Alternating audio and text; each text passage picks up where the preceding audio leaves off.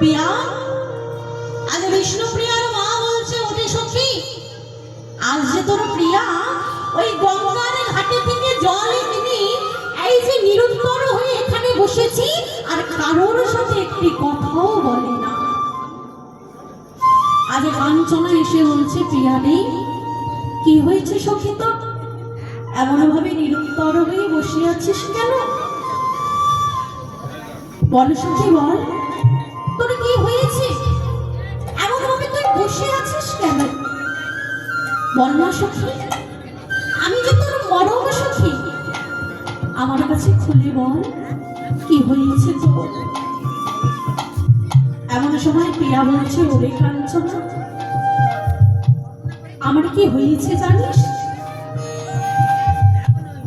আমি ওই বেলি অবসানে ওই যমুনার ঘাটে জল নিতে গিয়ে, ওই সুরধনী গঙ্গাতে জল নিতে গিয়ে আমি এক রূপের মানুষকে দেখে এসেছি। ওরে সখী, এরূপ সেরূপ নয় রে সখী। আমি যখন কলস নিয়ে ওই গঙ্গার ঘাটে জল ভরছিলাম, জল ভরতে ভরতে যেই না আমি ওই বৃক্ষপানে তাকিয়েছি, দেখলাম আমার রূপের মানুষ দাঁড়িয়ে আছে।